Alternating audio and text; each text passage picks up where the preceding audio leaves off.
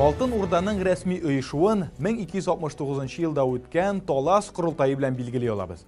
Туктайхан үлеменнән соң нәсел дәвамчысы булмау сәбәпле илдә сияси чуалышлар булып ала. Жүши нәселе җиңеп чыга һәм дәүләт башына Үзбәк ханны китерәләр. Тәхеткә килгәндә ул әле мусульман булмый. Бу 1312-1313 еллар. Соңрак Үзбәк хан ислам динен кабул итә. Мәмлүк Мисыры солтаннарына язган хатларда 1320-дә ислам диненең тулысынча рәсми дин буларак игълан ителгәне, бөтен татарларның элитаның исламны кабул иткәне билгеле. Үзбәк хан менә 1312-13 еллар арасында дәүләт башына килә. Сәяси вазгыять төрлечә булган өчен анда ул реформалар белән башлый, дәүләт системасында династиягә кагылышлы реформалар ясый. Әйтергә кирәк, Үзбәк ханның реформасы тулысынча бүгенге көндә каралмаган. Әмма иң беренчеләреннән, мәсәлән, үзенең нәселенә ханлыкны беркетә, ягъни моннан соң улларына дәүләтне бирәчәге. Аның хан буларак инде, мәсәлән, Ибн Баттутада без күргәнебезчә, башка чыганаклардан күргәнебезчә, үзенең улы Тинибек һәм Җанибек икесенә бик ихтимал Тинибекне дәүләт башына әзерләгән була. Үзбәк ханы үлеп киткәннән соң Җанибек белән Тинибек көрәшеп алалар да, Җанибек дәүләт башына килә. Бу 1342 еллар була. Аннан соң инде Җанибек 1350 елларга кадәр лидер итә дә, шулай Җанибекнең үтерелү турында да сүз йөртелә, мәшәндә үлеп китә. Кинәт кенә ширләп, һәм улы шулай Җанибекнең улы Бердибек дәүләт башына килә. Кызганычка каршы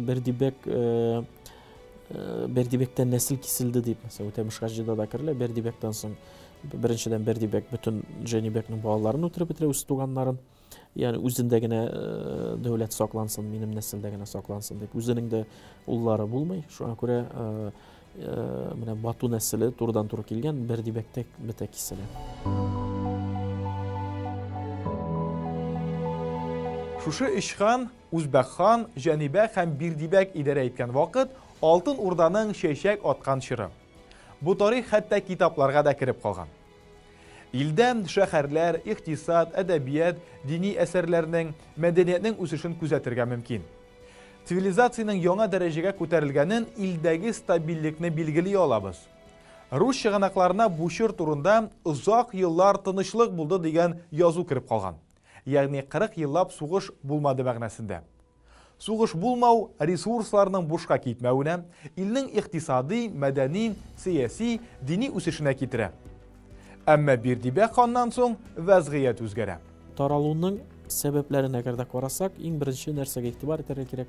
Мин әйткәнемчә, инде менә Алтын Урда ул бит алып сату эшенә, менә трансконтиненталь бу алып сату ефәк юлы, менә аларны контрольдә тоткан була. Күп итеп акча керә, ике Көнбатыш Европа белән Кытай, Индия җирләрен берләштерә. Менә бу җирләрдә алып сату эше барган була. Казнага зур акчалар кергән була. Һәм менә бу Чыңгызыйлар курган дәүләт система бетә башлый. Нәрсә белән бетә башлый? Беренчедән, Кытайда Юань империясы менә бу монголларга каршы баш күтәрүләр башлана. Һәм 1368 елда Юань дәүләте тулысынча бетерелә, монголлар куып чыгарыла. Кытайда яңа бер династия барлыкка килә, Мин дәүләте, Мин династиясы. Ул милли Кытай династиясы була. Һәм ул Кытайны яба. Әйтик, Кытайдан күпме анда, мәсәлән, беренче чиракта ефәкнең үткәнен беләбез. Хәтта Кытайдан ефәк килми башлагач, Иран территориясында, Анатолия территориясында һәм Алтын Урданың Түбән Идел территориясында ефәк җитештерә башлыйлар. Әмма ул Кытай ефәге дәрәҗәсендә сыйфаты буенча булмаган була. Әмма ефәккә шул хәтле ихтияҗ күп булган була. Ягъни аны ничектер бу мәсьәләне хәл итәргә тырышканнарын күрәбез. Әлбәттә, соңыннан Индия территориясы, мәсәлән, әйтәбез, бу алып сату эшләре Алтын Урда аша беткәч, Индияны эзли башлыйлар, диңгез аша Американы ачуга китергән. Индияда нәрсә башлана, анда Гулям дәүләте булган була. Анда чуалышлар барлыкка килә һәм Индияда шул ук вакытта бу алып сату эшеннән читтә кала дип әйтик. Икенче бер көнчыгыш юл булган була, ул Иран аша, Хулагу дәүләте аша үткән була. Һәм әлбәттә алар ике менә төньяк, менә бу магистраль белән көньяк магистраль арасында да алып сату эшләре барган була. Бу Иран территориясында Хулагу дәүләте җимерелә, унлап дәүләткә бүленәләр һәм үзара көрәш башлана. Yani Şıngızı devletleri tulusunca bite başlıyorlar. Bu nerseye kitire iktisadi yaktan Altın Urda ortada bulgan Altın Urda kala bir üzerine. İkinci bir problema Şıngızı dinastiyası bite başlıyor. Aytik bütün Şıngız nesilinden bu dinastiyadan kişiler kalmıyor derlik. Başka devletler şaga başlıyor. Şıngızılarını siyasi yaktan kısırıklap şagara. Mesela Orta Asya'da Timurlular devleti var. Kıtay'da Min dinastiyası. İran teritoriyasında bütün yana dinastiyalar varlıkka kele başlıyor. Jirli dinastiyalar. Altın Urda'da Şıngızılar. Altın Urda'da da bu tışkı problemalardan soň işte de indi problemlar ki de Batu nesli kisele. İng birinci şurakta bu problemi iktisadi problemalarga üstele. Yani güçlü bir devlet merkezi yuvala. Dinastiya var. Bütün Şıngızılar var başka nesillerden. Ama alar bütün elite tarafından kabul edilmegen. Yani kimdir köreşirge devlet başına gelirge deyir. Fakt nerse Batu nesli kisile. Berdibek'ten soň bir neçe han idara ite, özün ilan ite. Әлі saray emirleri alar hanlar isminden ilan ite. Kaysa birleri min Janibek uludy, biz Batu nesilidy. Devlet şu hatlı güçlü bulgan bulan 1361'ge kadarlı, 1359'dan 61'ge kadarlı, yani 2 yıl 3 yıl. Devlet jimirilmey. Bir neçe han şaga özün han ite, ilan ite, her kim kabul ite. Ama ul hanlar ya kişi jitmey, ya ölüp giteler, ya bir-birsine karşı kuraş başlaylar. Yani bir han gana agar da devam etken bulsa, bu çoğalışlar bulmagan bulur idi. Neçik gene bulmasın, sonunda anlaşıla, bütün elite anlaşıla, indi Batı nesili bitti. Yana nindidir, kimnidir soylarga gerek. Bu vakitte ortaga şaga indi bik meşhur bulgan Mamay. Bigirek de Urus tarihinde ol meşhurlaştırılgan Mamay bula indi ol Birdibek Han'ın yanında bekleri bek dep sanılgan bula, yani bütün asker başlığı bulgan bula. Hem Mamay birinci hanlarını da kabul ete. Ama soňundan soňgu Murat Han diyen unkulga hem Mamayga karşı köreş başlagandan soň ol indi karşı şıga, hem saraýyny ala, hem Özbek Han nesilinden birisi deyip Abdullah diyen hanny getire. Koya amma Abdullah Han bilen de özü de bütün jerini kontrolga ala almay. Altın Urdanyň strukturasyny karaganda Altın Urda gün batış ilişi, gün çygyş ilişi unkul sunkul deyip sanalgan bula. Hem sunkul şonunda köp wagt beýsizde hareket etken. Özüniň han nesili deyip deýdik bulgan, mesela ul Batunyň abysy Urda nesilinden deyip soňundan tarihçiler genealogik eserlerge negizlenip indi Urda nesili bitken, Tukay Timurlar çıkkandır degen fikirde. Elbette mesele yapılmagan genealogiyalarını aytuga awar. Şulay da Tukay Timur nesili iň töpşük ullary indi Juşiňiň anyň nesili mында idara ite başlagan bula. Sibirde Şeyban nesili. İki Juşi ullarından iki nesil. Alar Şıngızılar, Juşi nesili. Alar indi bu devletke devlet başına kelirge tili başlaylar. Elbette her kim askerci aldı, qaysı kile ala, ansı kile. Şu anki pretendentlar bir neçege eylene. Bir gene kişi çıkmay, bir gene birleşip çıkmay. Mesela Ötemiş Hacı'dan көрgenimiz kadarlı Tuktamış Kaganbek diyen Şibani neslinin, Şibanlarının dinastiyasının başında turan Kaganbek'e eytip kar, eyde Mamayga karşı birge barik. Min senin kol astında barga rizamın deyip. Kaganbek kabul etmey. Birleşirge tilegenleri de bula. Ama 20 yıl içinde bir 25 lep han alışına birisi kile, ikincisi onu berip düşüre götüreler. Şanında Altın Urdany birleştirip bulmayım. Bu şu alış 20 yılga kadarlı devam ete. Sonundan çıga indi bik meşhur bizning bilgili Tuktamış Han.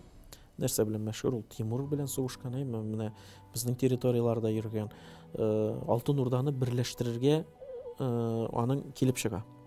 1380-nji ýylyň başına Kulikov soguşundan aldayında ul bütün Altın Urdany birleştirip ulgura.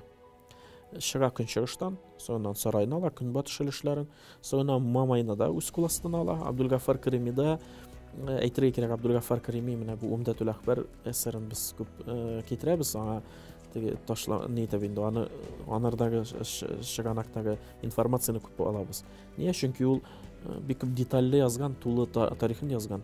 Абдулгафар Карими үзе Мамай нәселеннән булганлыгын яза, аның шәҗәрәсен китерә. Абдулгафар Карими бик кызык информация китерә, ничек Мамай белән Туктамышның күрешүе, Мамайны ничек үтерүләре.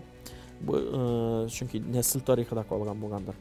Ничек кенә булмасын, Туктамыш Мамайны да бастыра һәм бөтен Алтын Урданы берләштерә. Һәм бик тиз арада реформалар ясый, урыс җирләрендә үз кул астына ала, хәтта ничә ел түләнмәгән ясакны түләттерә, бөтен тулысынча системаны, дәүләт системасын аякка бастыра. Реформалар эшли, гаскәр реформасы, акча реформасы эшли, бөтен яклап дәүләт реформасы эшли. Һәм Туктамыш үз династиясын утырта. Әгәр дә менә бу Тимур факторы чыкмаган булса, әлбәттә Туктамышның зур гаиләсе булган була, аның уллары бик актив булган була, әйтергә кирәк, чуалышлар вакытында махсус бөтен улларын үтереп бетерәләр аның. Алар барсы да шундый көчле идарачылар булган була, бигрәк мәшһүр Җәләлетдин аларның, мәсәлән, Литва татарлары белән мәсәлән бәйлек шәхесеме. Туктамыш утырта һәм ул Туктамыш дәүләт башына килгәннән соң яңа Жучи нәселеннән, Жучиның төпчек улы, иң кечкенә улы Тукай Тимур нәселеннән артык дәүләт утырган булырга тиеш була, династия утырган була. Һәркем моны кабул итә, шәйбаннар да кабул итә. Һәм менә реформалар башлатып, Туктамыш илне яңадан көчәйтә. Һәм әлбәттә эчке сәясәттән тыш, тышкы сәясәткә дә керә Туктамыш. Тышкы сәясәт, тышкы вазгыять нык үзгәргән була. Yani анда инде көтмиләр артык яңадан Чыңгыз системасының яңадан кайтуы. Яңа, мәсәлән, шул Иранда әйтик, үзара көрәшкән, көчләнә башлаган, бигрәк тә мәсәлән, Багдад нигезендә көчләнгән дәүләтләр, дәүләт системалар үзенчә каршы үз системасын кора башлый. Урта Азиядә Тимур барлыкка килә, Тимур факторы. Ул Тимурилар дәүләтен кора башлый, көчле бер дәүләт, әйме. Кытайда әйткәнемчә, мин дәүләте, ягъни элекке Шыңгызый системасын беркем дә көтмәгән инде артык. Әмма Шыңгызыйлар да беткәннән соң Туктамыш, мәсәлән, безнең Идегәй дастаны, мәшһүр Идегәй дастанында да мин үзем дә Шыңгыз хан булдым инде. Мин үзем дә Шыңгызмын инде дип әйтә. Нинди мәгънәдә? Ягъни Туктамыш бөтен Шыңгызый менә бу дәүләтләренә дә үзен иң баш бер Шыңгызый итеп игълан итә. Һәм ул факторны куллана да, мәсәлән, Тимур белән сугышканда, Сербадарлар Иранда сугышканда, Моголистан дип бәйлеге әйтелә инде, Кыргыз, Казакстанның көнчыгыш өлешләре менә алар Туктамышны кабул итәләр, чөнки ул Шыңгызый нәселеннән. Әлбәттә, алар Жучи иленә кермәгәннәр, әмма ул Шыңгыз дәүләтенең, ул династияның бер кешесе буларак аны кабул итәләр, аның исеменә хутбәләр укыйлар. Туктамыш менә бу системада кабул итә. Әлбәттә, иң төп каршы чыкканы аңа Тимур була. Тимур менә дәүләтләр тарихында әгәр дә карасак, Хорезмлылар дәүләт шикелендә үзен дәвам итә, яңа дәүләт кора. Әгәр дә ул менә җимерүләре ничек аны без карыйбыз? Госманлыларны җимерәме? Иран территориясын канга батыра, Алтын Урданы җимереп ташлый ике сугышлар белән. Әгәр дә бу якка көрәшмәгән булса, әйтик, мәсәлән, Кытай белән сугышырга теләгәндә турында Индияны бар. Ул якта, я да Урта Азияның, мәсәлән, Көнчыгыш Төркистан дибез, ул якта дәүләтен көчләндерү направление буларак, юнәлеш буларак ул якны алган булса, бу системада аның бер каршылык чыкмас иде. Әмма ул нәрсә эшли? Ул менә кемнәрнең интереслары бар, шунда килеп керә. Көч белән килеп керә, әлбәттә. Әлбәттә, анда Тимурны да көтмәгән булалар, шуңа күрә ул күп сугышларга кирип китә. Һәм менә бу каршылыклар Туктамыш белән Тимур арасында зур каршылыклар китерә. Һәм Туктамыш мәҗбүр була инде бу сугышка керергә. Сугышка бәлки менә бу сәяси яктан гына кермәс иде ул, икътисади якны игътибар итә. Чөнки Тимур менә бу көнчыгыш Ефәк юлын тулысынча контрольгә ала һәм аны гына көчләндерә. Төньяк Ефәк юлы әлбәттә артык булып чыга. Бөтен товарлар әйтик көньяк юл белән йөри башлый. Һәм аны көчләндерер өчен ул зур өлешен ул Ефәк юлының бер кул астына берләштерә башлый. Ягъни Урта Азиядан тыш ул анда Иранны да куша, Анатолиягә кадәр чыга. Шуңа күрә Туктамыш моны аңлый. Бер дә бу мондый бер дәүләт корылуының әлбәттә Алтын Урда интересларына каршы бик нык каршы булганлыгын аңлый. Арадагы буфер территорияларның бетүенә бик каршы. Ул аңлый, бу Алтын Урдага бик зарар китерәчәген. Һәм мәҗбүр була инде ул Тимур белән каршылыкка керергә. Һәм әйтергә кирәк, 1385 елда бу сугыш башланып китә, Туктамыш башлатып җибәрә. Башта Туктамыш үзенең күп кенә союзниклары белән бергә Тимурны авыр хәлгә калдыра, хәтта Самаркандка кадәр дә барып җитәләр, Самаркандка һөҗүм итәләр, Кавказ ягыннан бәреп керәләр. Соңыннан инде бу сугыш 1391 елда безнең менә Самара территориясе, Татарстанның көнчыгыш территориясында менә бу Самара белән границада булган, шикләрдә булган территорияда зур сугыш була 1391 елның апрелендә. Әйтергә кирәк, анда да Туктамыш бәлки җиңгән дә булыр иде. Әмма менә бу чуалышларның нәтиҗәсе дип әйтик, аркасында анда бер-берсенә каршы төшкән әмирләр булган була, сатлык җаннар уртага чыга. Менә бу Идегәйнең сатулары, каршы чыгуы, элитаның бүленүе Туктамышларны һаман берләштереп бетерә алмаган, димәк ки, чуалышлардан соң бөтенесен көч белән берләштерсә дә, димәк идеологик яктан аларны ничектер берләштермәгән. Чуалышлар вакытында аларның бер-берсенә килгән каршылыклар артык тирән киткән була. Нәсел бер-берсенә каршы чыккан булырга мөмкиннәр, бер-берсен кабул итә алмаскә мөмкиннәр. Шул вакытта, мәсәлән, без күрәбез Идегәйнең туганы Иса бек дигән. Тулысынча Алтын Урданы берләштерергә теләгән Туктамыш һәм Туктамыштан соң да Идегәйгә каршы көрәшкән. Аның туганы Идегәй Алтын Урданы җимерүчеләр арасында санала, менә каршы чыкканнардан санала. Бу гаиләләр аша да үткәнен аңлый алабыз. Ягъни бер туганнар да бүленергә мөмкин. Бу инде гражданнар сугышын бераз хәтерләтәме? Ягъни димәк ки, идеологик ниндидер бер дәрәҗәдә каршылыклар чыккан була. Туктамыш менә 1391дә кызганычка каршы җиңелә. Соңыннан Тимур икенче сугышны 1395-96 елда Терек елгасы, Төрек дибез инде менә бу Чечня территориясе, аннан керә, анда сугыш була, зур сугыш була, 3 көн буе зур сугыш барган була. Анда Тимурны әсир ала язалар. Әмма анда да сату була, Актау дигән бер гаскәр башлыгы көнбатыш өлешеннән Алтын Урданың каршы чыга. Мәсәлән, ниндидер бер каршылык, анда бер әмирне миңа бир үтерәм ди, Туктамыш әйтә инде, син каяларда йөргән, таулар арасында йөргән сукыр кеше кебек булма, без җиңдек менә Тимурны, түз бер көн көт инде дип әйтә. Әмма Актау гаскәрен алып китә. Ни өчен гаскәрен алып китә? Алтын Урдада менә реформалар булуына карамастан, бу зур сугыш, бүтән ресурсларны илне кулланырга кирәк, чөнки дошманда зур гаскәр белән кергән. Димәк ки, бүтән илдән җыя халыкны, әйме? Җыганда, мәсәлән, әмирләр, төрле территорияларны улус башлар, әмирләр үз гаскәрләре белән килә. Һәм ул гаскәрләр әмиргә буйсыналар. Мәсәлән, кочевой феодализм дигән терминны кертергә тырышканнар, әйме? Феодализм без аңлыйбыз инде, теге феодына буйсына, башынарга буйсынмый. Ул әлбәттә дала өчен яда менә көнчыгыш дәүләтләр өчен бик кулланылмый.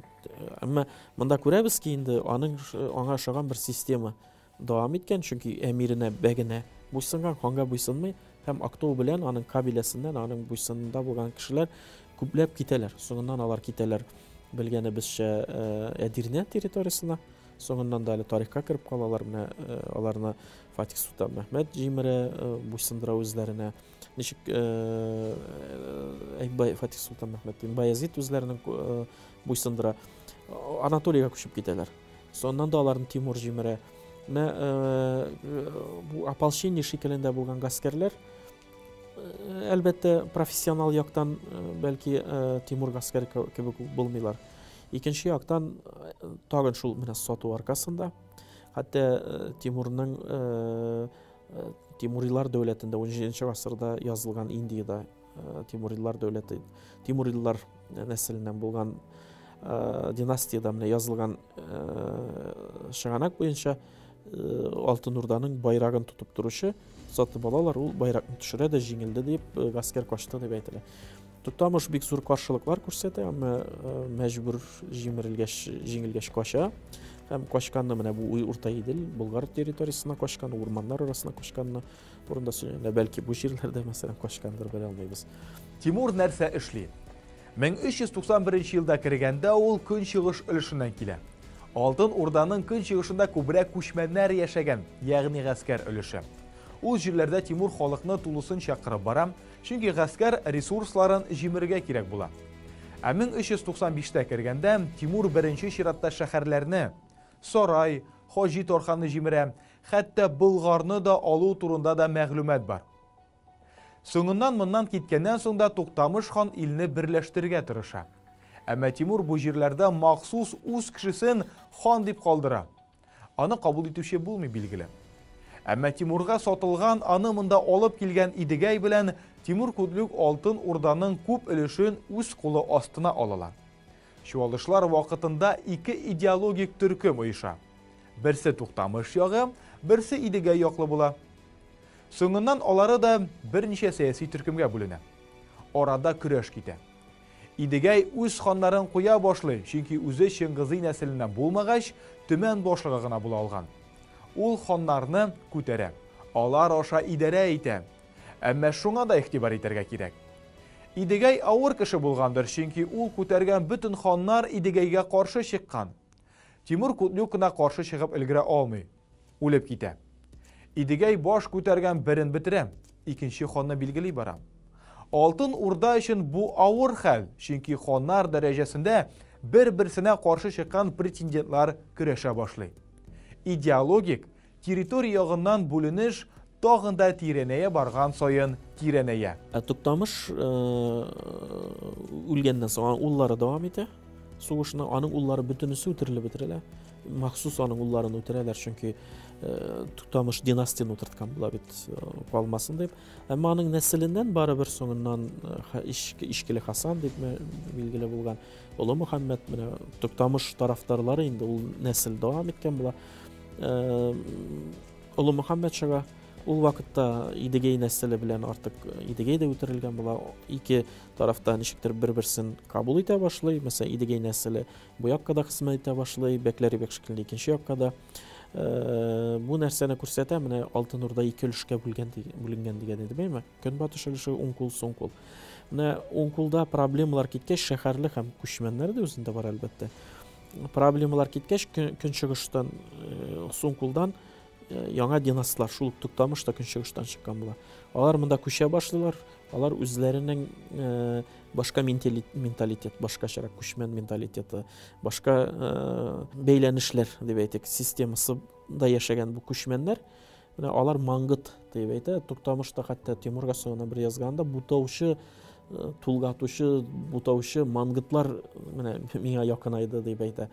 Ягъни бу күчмәннәрнең белән димәк ки менталитет ягыннан да аерым булганын күрәбез. Соңыннан ул маңгытлар Ногай Урдасы дип, шулай ук несистемный полития дип без аны әйтәбез, чөнки сәяси бүленештә бик зур роль уйнаган, тискәре роль уйнаган дип әйтик Ногай Урдасы. Бу маңгытлар ул вакытта ук менә системаны бозалар, ничектер әле ныклап өйрәнелеп бетмәгән, ул сораулар да куелмаган, әмма көнчыгыш өлеше белән, күчмән белән көнбатыш өлешендә менә бу авырлыклар, бүленешләр, менталитет ягыннан алар тагын да тирәнәеп китә. Соңыннан, әмма шулай да карамастан, төрле җирдә претендентлар көчәеп китә башлый. Һәм инерция единства дигән бер термин кертелгән, ул бердәмлек дәвам итә. Тахт иле бар, ягъни тахт иле, тахт кайда бар, престол дип әйтәбез инде, менә тахт кайда бар, ул сарай шәһәре территориясы санала. Кем сарайны контролировать итә? Демәк, ул бөтен Алтын Урданы контролировать итә. Әлбәттә, башка җирдә үзен хан дип игълан иткән кеше булырга мөмкин. Мәсәлән, Шибан олысында булырга мөмкин, Крымда булырга мөмкин, әйме? Әмма ул беренчесен барыбер кабул итә, ул өстенрәк итеп кабул итә. Һәм булар бергәләшеп, менә конфедерация шикеллендә бу олыжучы территориясын идара итү дәвам итә. Ә менә Улы Мөхәммәдкә инде килгәндә, Улы Мөхәммәд җиңелә, аңа каршы кеше Мөхәммәд чыга, һәм Улы Мөхәммәд властьны югалтканнан соң, ул көрәшен дәвам итә. Урта Иделгә китә, көрәшен дәвам итә. Үзен Алтын Урда ханы булудан туктаган кабул итмәй, әлбәттә, ул үлгәнчә кадәр үзен ханы кабул итә. Әмма монда нәрсә барлыкка килә? Менә бүтәннәр дә үзләрен хан итеп, бу бердәмлек югала. Ягъни бу 15нче гасырның беренче 10 еллыкларында Алтын Урданың әле бердәм дәүләт буларак дәвам иткәнен күрә алабыз. Соңыннан Алтын Урда менә ничек таркалып чыга, аның көнчыгыш өлеше левый крыло суң кул деп нетилген инде. Сонан аның нигизинде барлыкка келе Казак дәүләте, Магулистан белән Шагатайлардан калган магуллар белән берләшеп, бүгенге көндә билгеле Казак дәүләте барлыкка килә. Сибир өлешендә шулай ук сул кулга караган Шибан дәүләте Сибир ханлыгы, әмма Сибир ханлыгында анда климат үзгәрү аркасында соңыннан менә бу Тимурлылар, Тимур Алтын Урданы җиңгән өчен Алтын Урданыклар һәрвакыт Тимур дәүләтенә каршы торган булганнар. Хәтта мәсәлән Накшибанди тарикаты да кайчан гына урта иделдә тарала башлый. 17-18 гасырлардан гына анда кадәр суык булганнар, чөнки Баһауддин Накшибанди Тимур вакытында яшәгән, Тимур дәүләте белән яратмаганнар. Менә Тимурлыларны куып чыгару өстендә Урта Азияны басып алуда Алтын Урда элитасы, Алтын Урда һаман югалтмаган, хаялын югалтмаган дип әйтик. Һәм Мөхәммәд Шейбани анда алып китә, Сибирдән алып китә. Мәсәлән, Абул Хайр дәүләте дип әйтәбез, Үзбәк дәүләте, Үзбәк Казак дәүләте дип әйтәбез.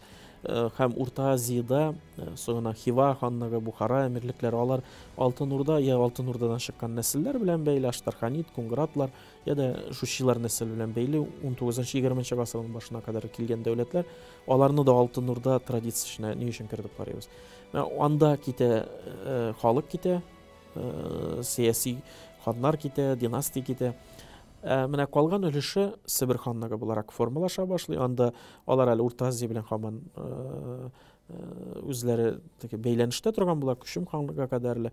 Әмма калганы инде анда бер татар дәүләте буларак формалаша, Шибан дәүләте, Шибанилар нәселенә идара ителгән. Казак территориясында инде әйткәнем кадәрле Казак ханлыгы барлыкка килә. Һәм менә Җаек белән Идел арасындагы күчмәләр яшәгән җир ул Мангыт нәселе. Мангытлар идара итә башлый, соңыннан инде Ногай урдасы дип билгеле булган була. Анда хан юк. Дәүләт системасы инде күз алдына китергәнчә Идегәй нәселе идара иткән була. Алар төрле ханнарга бәкләрибәк шикелендә хезмәт иткәннәр, я да Сибир ханнарын усканнар итеп кабул иткән булалар. 16-нчы гасырга кадәрле менә шундый рәвештә дәвам итәләр. Казан ханлыгы җимерелгәч, алар да җимерелеп бетәшәндә. Ул Ногай урдасы несистемный политияда дип без аны әйтәбез.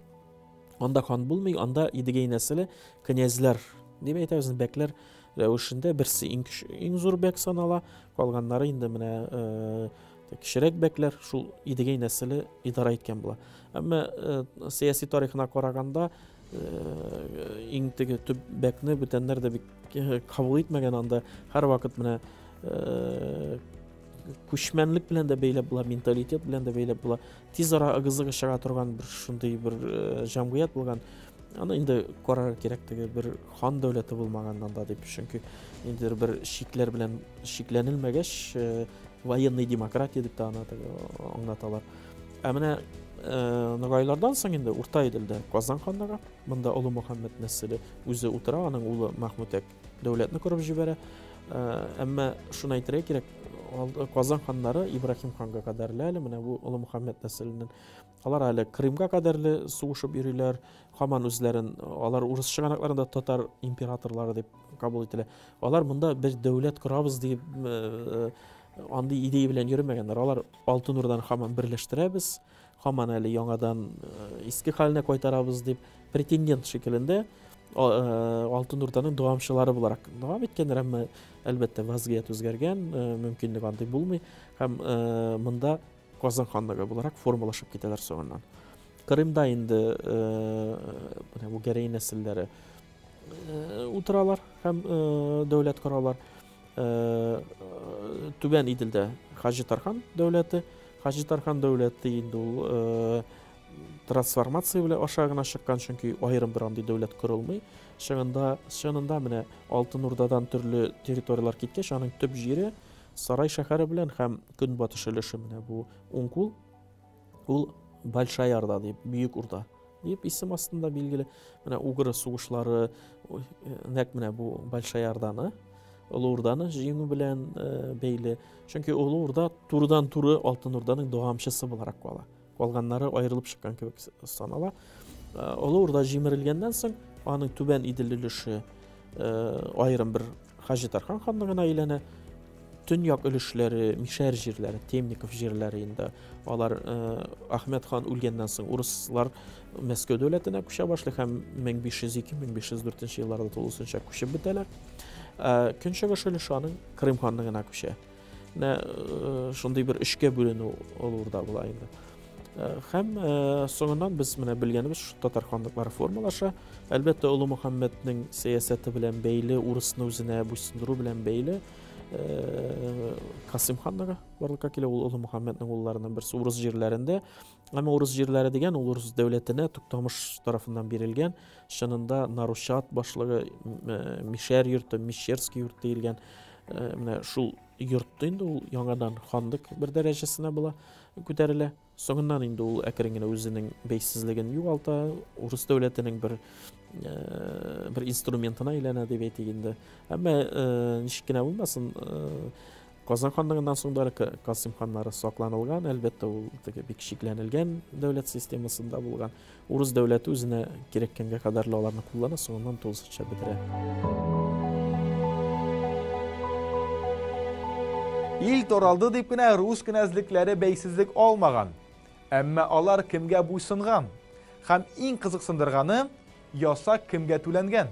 Менә Улы Мөхәммәд дәүләтне югалтканнан соң, ул китә Урта Идел территориясына һәм дәүләт монда соңыннан Казан ханлыгы корылып китә инде. Әмма ул әле үзен Алтын Урда ханы итеп дәвам итә һәм урыс князьлегеннән сорый инде аның тарафдары булырга, аңа ясакны түләргә. Урыс князьләре алар өчен мөһим, әлбәттә, төп хан һәм алар уйлый инде Улы Мөхәммәд дәүләтне югалтканнан соң аңа түгел, кем аның урынына килгән ул ханга түләргә кирәк дип. Менә шул мантыктан чыгып каршы чыгалар. Әмма Улы Мөхәммәд аларны җиңә һәм аларга, мәсәлән, шул Нарушат җире Мишәр йортында дәүләт кордырта, аннан акча ала, һәм менә Алтын Урда выходы дип урыс чыганакларында кергән ясак инде ул. Аның бер өлешен соңыннан Казанга ала башлый. Бер өлеше Улы Урда дигәнебез менә бу төп сарайдагы дәвам итә. Бер өлеше Крымга китә. Хәтта кайсы бер чыганакларда күргәнебезчә, әле менә бу 15нче гасырның башында хәтта Себергә дә җибәрелгән. Бәлки Себердә бер өлешен алганы дигән сүз була. Әмма шынында без күргәнебезчә, менә соңыннан Астрахань ханлыгына әйләнгән Улы Урдада булган һәм Крым һәм Казанга урыс дәүләте һаман казна дип аталар инде ясакны түләүне дәвам итә. Әмма татар ханлыклары көчсезәйгән саен рус дәүләте көчәеп бара. Көчәйгән саен татар дәүләтләре киресенчә көчсезләнә.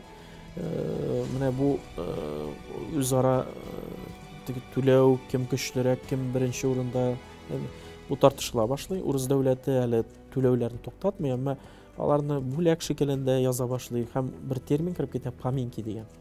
Поминки әлбәттә бүләк мәгънәсендә. Әмма мәсәлән, урыс тарихчысы Новосельцев ул поминкаларны яхшы итеп өйрәнә һәм аларның күләмен, яза күләме буенча ул чынлап та бер нинди бүләк булмаган, чынында ясак булганын һаман күрәбез. Урыс дәүләте бу ясакларны түләүне дәвам итә һәм әйтергә кирәк, Петр I кадәрле түли, Крымга түли һәм 1695 елда түләүне туктата. Крым сугыша башлый, түлә буларны дип.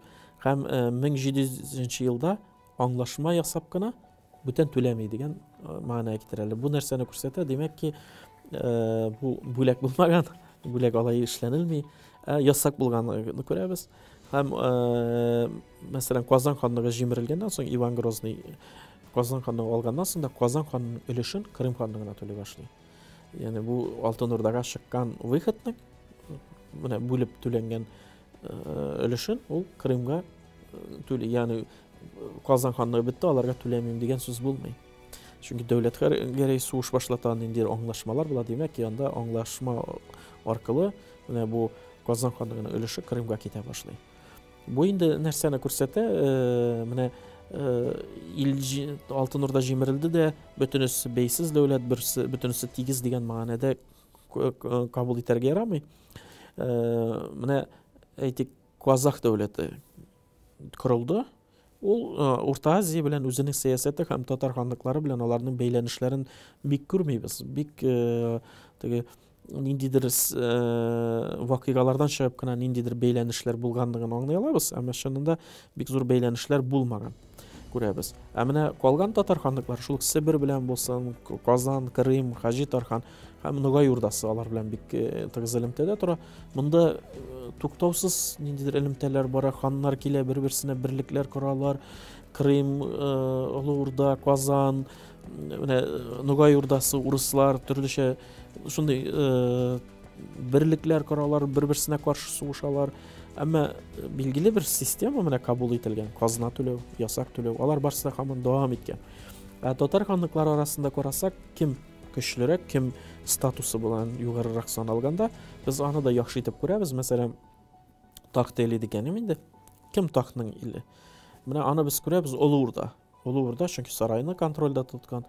Олы Урданы кем җимерә? Крым ханны җимерә һәм үзене Крым ханнары да соңына Олы Урда дип үзләрен атый башлый үзләренең ярлыкларында. Әмма сарай шәһәре инде артык җимерелеп беткән була, әле ниндидер бер анда тормыш дәвам итсә дә инде үзенең ролен югалткан була. Һәм ул өлеше Олы Урданың калган Хаҗи Тархан бер дәүләтенә әйләнә. Хаҗи Тархан дәүләте дә бер буфер территориясына әйләнә. Крым берничә тапкыр контролен алырга тырыша, Ногайлар кысылып карый. Әмма шуңа карамастан ниндидер бер дәүләт шикелендә үзе дәвам итә. Менә Тахт-Тели төшенчәсе, Тахт-Тели сарай территориясы Крымга карамаса да, Тахт-Тели төшенчәсе Крым ханлыгына күчә. Һәм татар ханлыклары арасында иң югары статус буларак Крым ханлыгы торган була, Тахт-Тели буларак. Икенче урында вилаятлар дип санала. Алар вилаят әлбәттә гарәп теленнән тәрҗемә итсәк, область дип кенә мөмкин тәрҗемә итәргә. Әмма ул төрле вакытта төрле мәгънәдә йөргән. Әлбәттә ул дәүләтне билгеле күрсәткән, әмма шул вакытта Тахт-Теленең бер обласы мәгънәсендә дә карарга кирәк. Менә Казан ханы вилаят саналган, ягъни икенче урында торган дәрәҗә буларак. Өченче урында йортлар, ягъни ул тагында без өлеше кебек, мәсәлән, йорты, мәсәлән, Хаҗи Тархан йорты. Ул дәрәҗә буларак тагында түбәнрәк саналган. Әйткәнемчә, инде әгәр Ногай олысын карасак, анда инде ханнар булмаган, ул системный политик, ул бу дәүләт эшенә кермәгән. Урыс дәүләте менә бу Шыңгызыйлар куйган система, Алтын Урданың аның варисчылары, аларның куйган системаларын бик яхшы белгән. Һәм анда яхшы уйнаган. Беренчедән үзе ул система эчендә булган.